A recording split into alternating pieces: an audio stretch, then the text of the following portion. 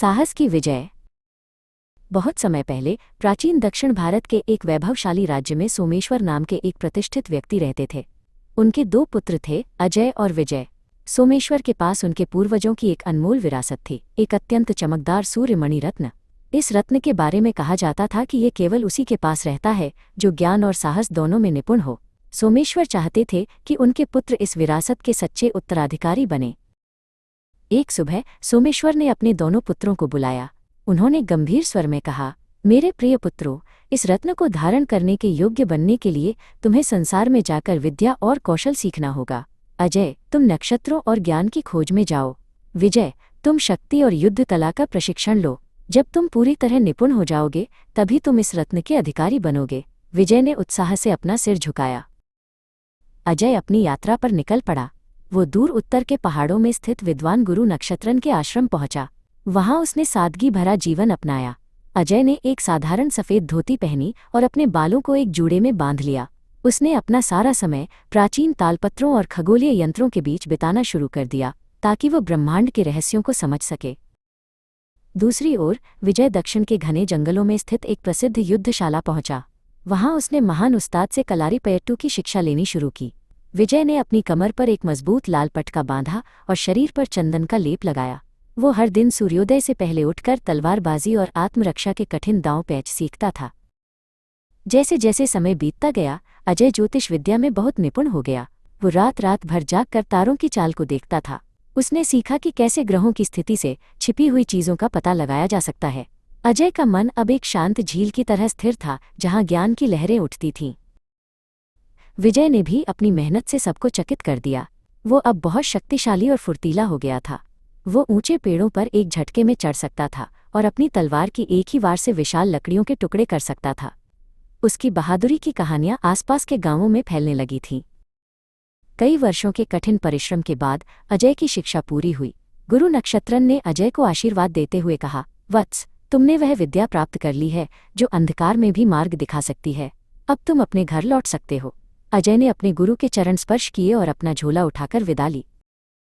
उसी समय विजय के उस्ताद ने भी उसे एक विशेष स्वर्ण मुकुट पहनाकर सम्मानित किया। उस्ताद ने कहा, विजय, तुम्हारा साहस तुम्हारी सबसे बड़ी शक्ति है। याद रखना, एक सच्चा सैनिक वही है जो अपनी शक्ति का उपयोग रक्षा के लिए करता है। विजय ने गर्व से अपना सिर ऊंचा किया और अपने घर की ओर चल पड़ा। दोनों भाई अपने गांव की ओर लौट रहे थे। एक पुराने पुल पर दोनों का मिलन हुआ। कई वर्षों बाद एक दूसरे को देखकर उनकी आंखों में खुशी के आंसू आ गए। उन्होंने एक दूसरे को गले लगाया और अपनी अपनी यात्रा के अनुभव साझा करने लगे। लेकिन जैसे ही वे गांव के करीब पहुंचे, उन्हें कुछ अनहोनी का एहसास हुआ। जब वे अपने घर पहुंचे तो उनकी आंखें फटी की फटी रह गईं। उनका सुंदर घर उजाड़ पड़ा था। दरवाजे टूटे हुए थे और दीवारों पर काले धुएं के निशान थे। गांव के लोग डरे सहमे इधर उधर छिपे हुए थे। पूरे घर में सन्नाटा पसरा हुआ था और कीमती सामान गायब था। वे जल्दी से अंदर दौड़े और देखा कि उनके पिता सोमेश्वर घायल अवस्था में एक कोने में बैठे थे। विजय ने दौड़कर उन्हें सहारा दिया। सोमेश्वर ने दुख भरे स्वर में बताया, पुत्रों, तुम सही समय पर आए हो। क्रूर डाकू कलंक और उसके दल ने हमारे गांव पर हमला किया। वे सब कुछ लूट ले गए और हमारा सूर्यमणि रत्न भी उनके पास है। अजय ने शांति से अपने पिता के घावों पर मरहम लगाया और कहा, पिताजी, आप चिंता न करें, मेरी ज्योतिष विद्या व्यर्थ नहीं जाएगी। अजय ने तुरंत जमीन पर कुछ गणनाएं की और सितारों की स्थिति का मानचित्र बनाया। उसने अपनी आंखें बंद की और ध्यान लगाया। कुछ देर बाद उसने कहा, डाकू भूतिया जंगल की सबसे अंधेरी गुफा में छिपे हुए हैं। विजय ने अपनी तलवार म्यान से बाहर निकाली। उसकी आंखों में आग थी। उसने अपनी धोती को कसकर बांधा और अपने अंगवस्त्रम को कमर पर लपेट लिया। उसने कहा, भाई, आप यहाँ रहकर पिताजी की देखभाल करें।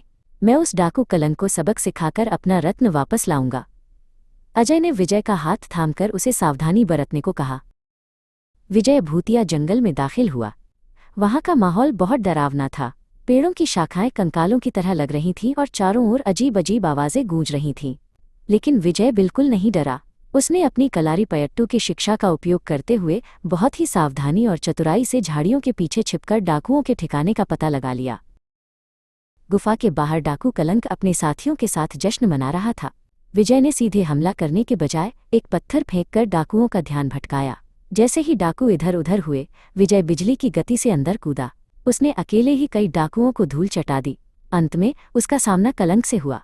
विजय ने अपनी फुर्ती से कलंक की तलवार गिरा दी और उसे जमीन पर पटक दिया। विजय ने डाकू कलंक के पास से वो संदूक छीन लिया जिसमें सूर्यमणि रखा था। डाकू अपनी जान बचाकर जंगल में भाग गए। विजय ने रत्न निकाला और देखा कि उसकी चमक अभी भी वैसी ही थी। वो तेजी से अपने घर की ओर वापस लौटा, जहां अजय उसका बेसब्री से इंतजार कर रहा था। विजय को सही सलामत देखकर अजय की जान में जान आई। दोनों भाइयों ने सोमेश्वर के पास जाकर उन्हें वो रत्न सौंपा। सोमेश्वर की आंखों में गर्व की चमक थी।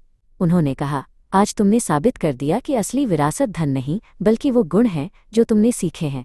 अजय की बुद्धि और विजय के साहस ने मिलकर हमारे परिवार का मान बचाया है। दोनों भाई मुस्कुराए क्योंकि वे अब एक दूसरे की ताकत बन चुके थे।